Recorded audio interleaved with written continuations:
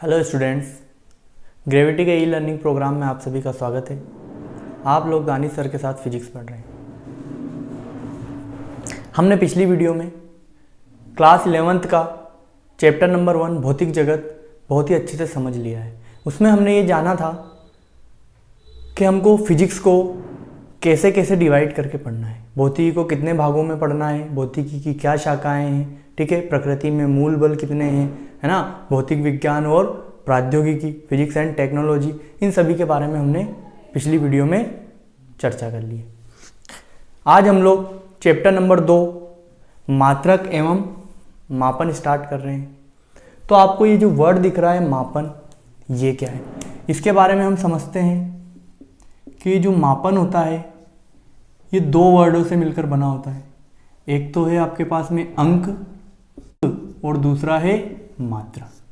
अर्थात किसी भी भौतिक राशि को, किसको, भौतिक राशि को मापने के लिए हमें इन 2 शब्दों की आवश्यकता पड़ती है। ठीक है, किसी भी भौतिक राशि को मापने के लिए हमको एक तो अंक की और एक मात्रक की आवश्यकता होती है। अगर ये 2 चीज ना हो तो हम किसी भी भौतिक राशि को नहीं माप।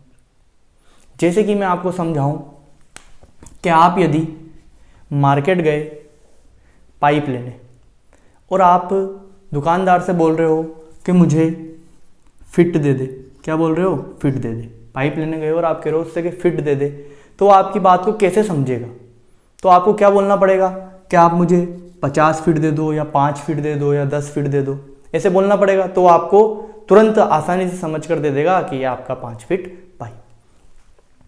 तो मतलब कि आपने जो आगे जो 5 लगाया है ये क्या कहलाता है, अंक कहलाता है, और ये जो फिट लगाया है ये क्या कहलाता है, मात्रक कहलाता है। अर्थात किसी भी भौतिक राशि को मापने के लिए, ठीक है, व्याख्या करने के लिए हमको 2 चीजों की आवश्यकता होती है, एक तो अंक की और एक मात्रक की।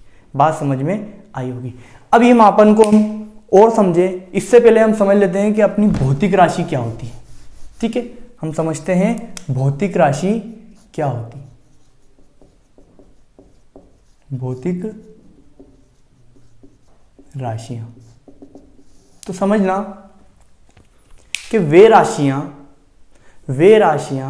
जिनकी हम व्याख्या कर सकें या जिनको मापा जा सकता हो, भौतिक राशियां कहलाती है।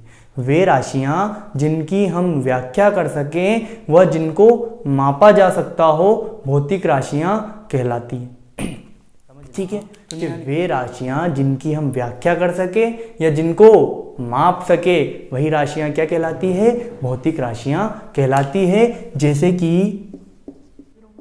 लंबाई, द्रव्यमान और समय आदि, इन सबको हम माप सकते हैं, इनकी हम व्याख्या कर सकते हैं। जैसे कि मैं आपको समझाऊं, समय को ले लो।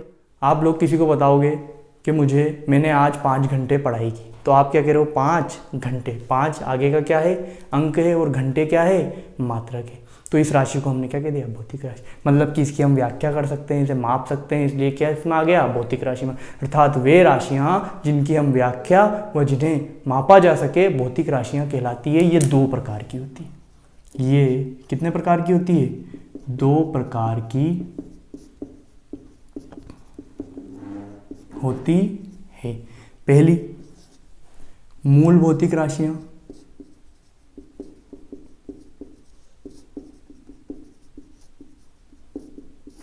दूसरी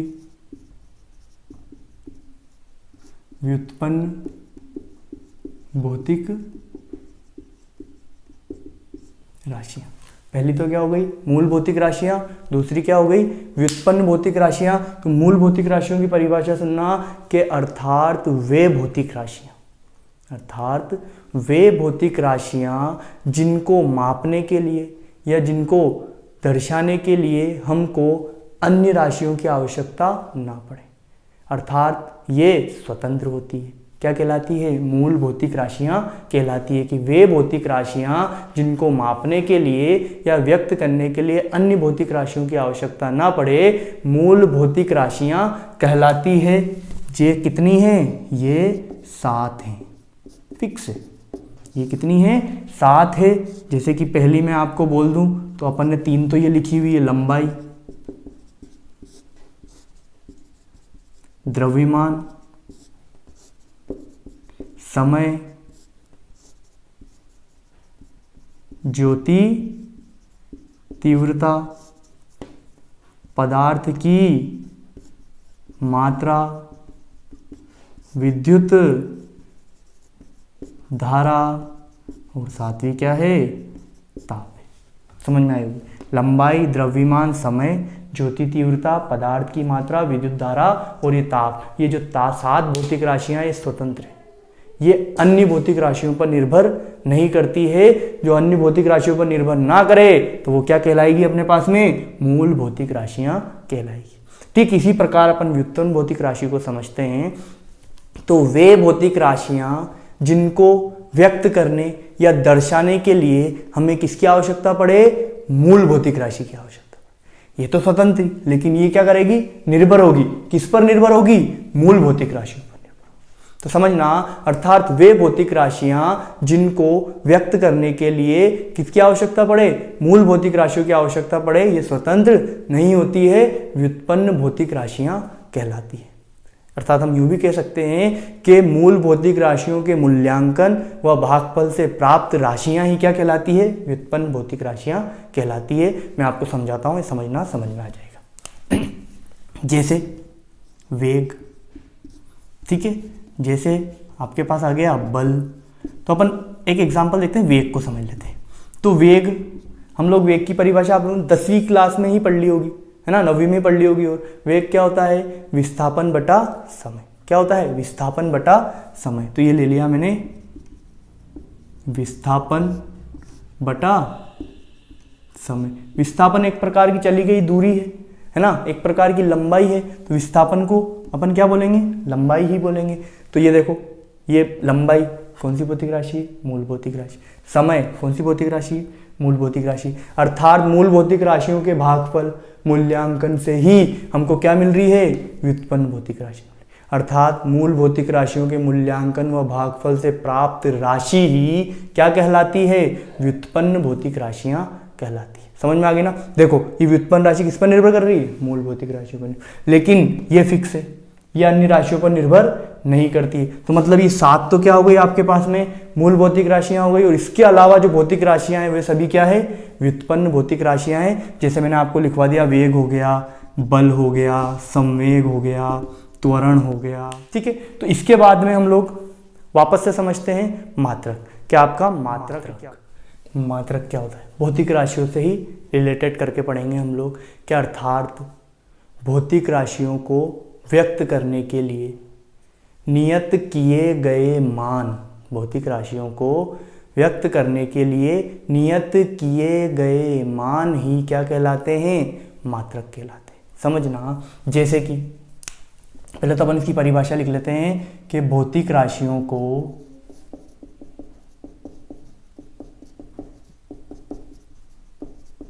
व्यक्त करने के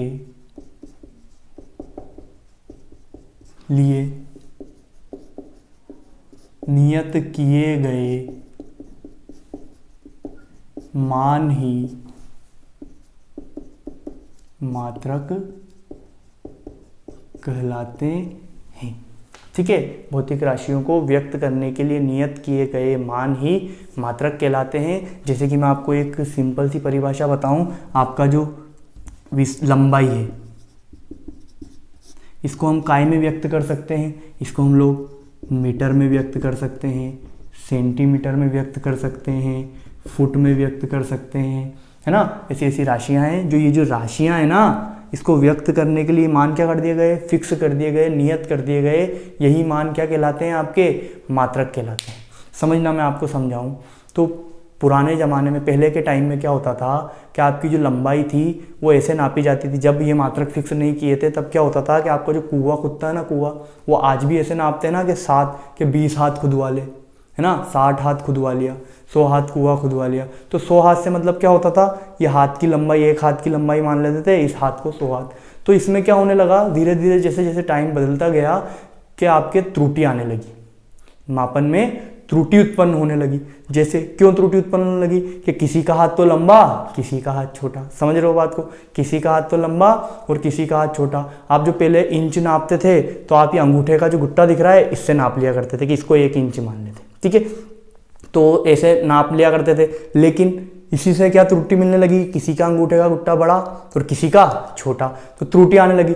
तो अंतर्राष्ट्रीय पद्धति में सब लोगों ने मिलजुल कर क्या कर लिया गया कि अपन एक मान फिक्स कर लेते हैं कि ये इतनी दूरी है ना, 1 2 3 4 5 6 7 8 9 10, कि इतनी दूरी को अपन क्या मान लेंगे, 1 सेंटीमीटर मान लेंगे। इतनी दूरी को अपन क्या मान लेंगे, 1 सेंटीमीटर मान लेंगे। तो ये जो फिक्स कर ली गई ना, ये दूरी नियत कर ली गई लंबाई को मापने के लिए, तो ये नियत किए गए जो मान हैं वही क्या कहलाते हैं, आपके मात्रक कहलाते हैं। तो भौतिक राशियों को व्यक्त करने के लिए नियत किए गए मान ही मात्रक कहलाते हैं। ये बात अब अच्छे से क्लियर हो जानी चाहिए, ठीक है। तो अब ये जो मात्रक है ये भी कितने प्रकार के होते हैं, 2 प्रकार के होते हैं। ये 2 प्रकार के होते हैं, बिल्कुल सिंपल वे में समझा रहा हूँ, है ना। 2 प्रकार के कौन कौन से, पहला हो गया आपके पास में वही मूल मात्रक, और दूसरा हो गया आपके पास में वही व्युत्पन्न मात्रक, ठीक है। तो मूल मात्रक क्या, सिंपल सी बात है, मूल भौतिक राशियां पढ़ी है ना अपन ने।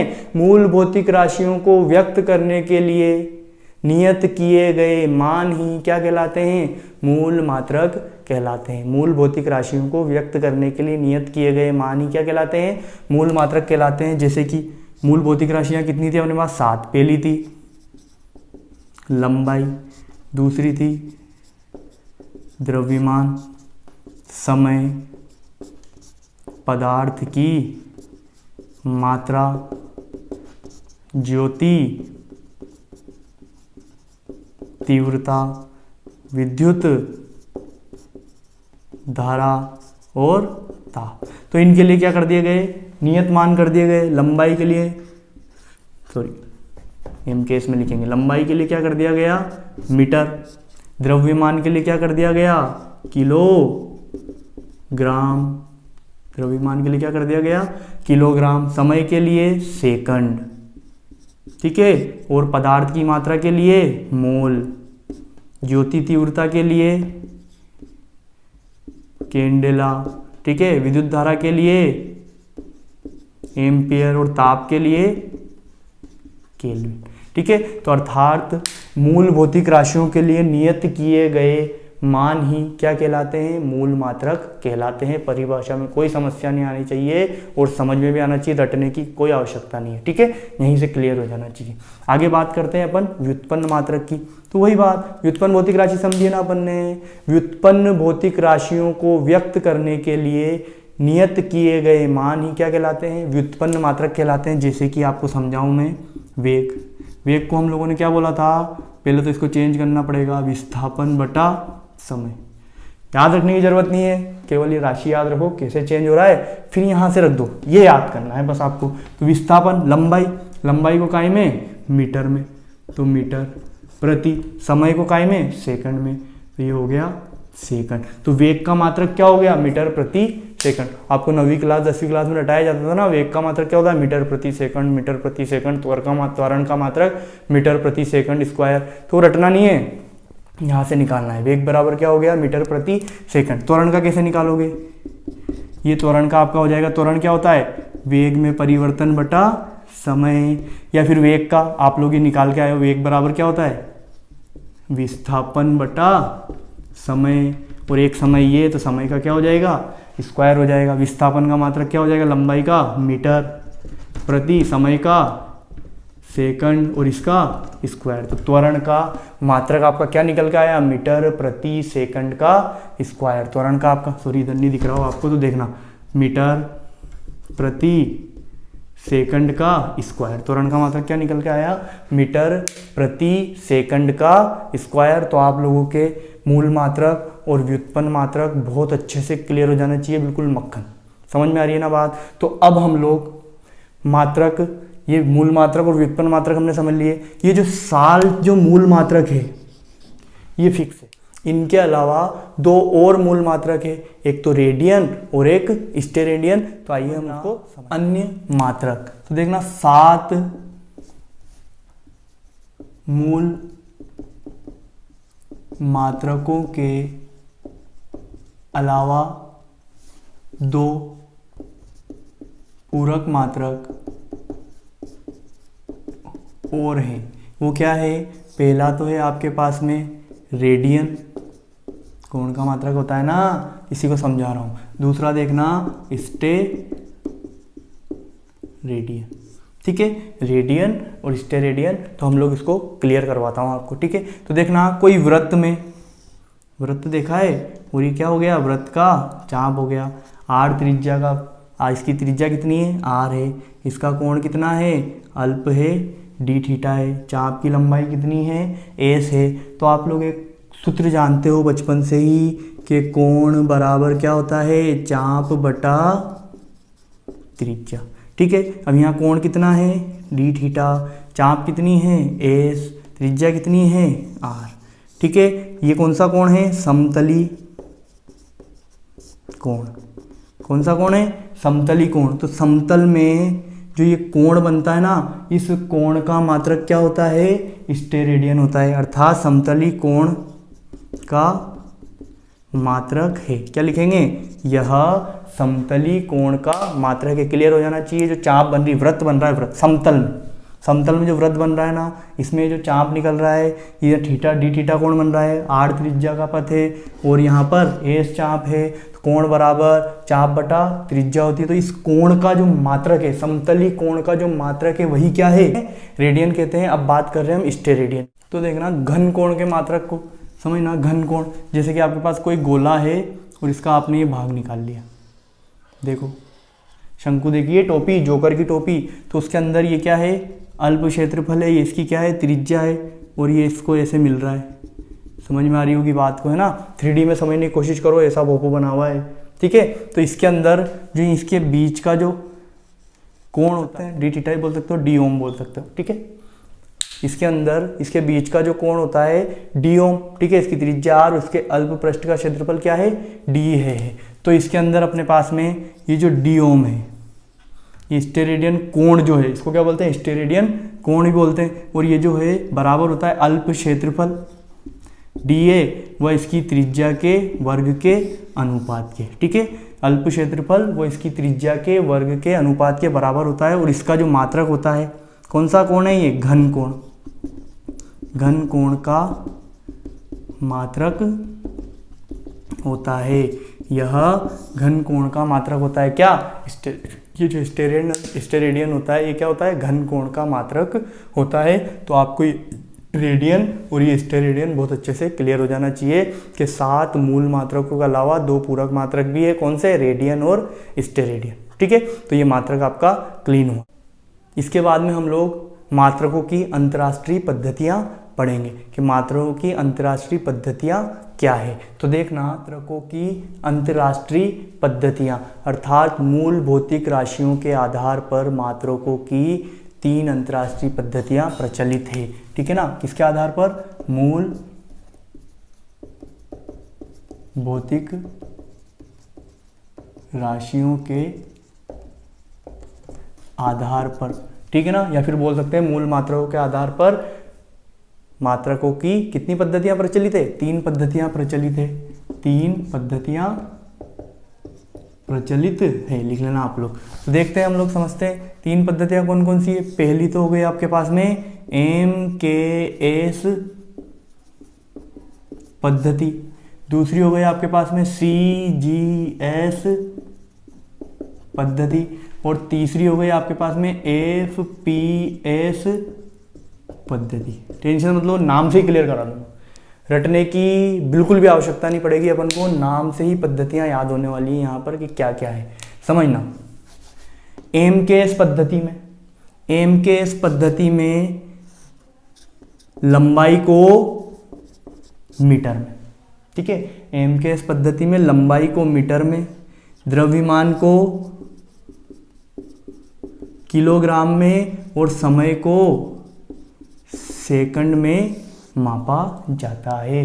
अर्थात मूल मात्रकों के, मूल भौतिक राशियों के आधार पर जो ये पद्धति दी गई है MKS, इस पद्धति में ऐसे बोल सकते हैं अपन, इस पद्धति में लंबाई को मीटर में, द्रव्यमान को किलोग्राम में और समय को सेकंड में। नाम में चुका M से मीटर, K से किलोग्राम, S से सेकंड, ठीक है ना। लंबाई को मीटर में, द्रव्यमान को किलोग्राम में व समय को सेकंड में मापा जाता है, तो इस पद्धति को हम क्या बोलते हैं, MKS पद्धति बोलते हैं। समझना, CGS पद्धति। इस पद्धति में लंबाई को सेंटीमीटर में, द्रव्यमान को ग्राम में और समय को सेकंड में मापा जाता है। इस पद्धति में लंबाई को G से सेंटीमीटर में, द्रव्यमान को G से ग्राम में और समय को S से सेकंड में मापा जाता है, तो इसे क्या बोलते हैं हम, CGS पद्धति बोलते हैं। आगे देखना, उपरोक्त पद्धति FPS पद्धति में हम क्या करेंगे, लंबाई को फीट में, F से फीट, द्रव्यमान को पौंड में व समय को सेकंड में मापा जाता है।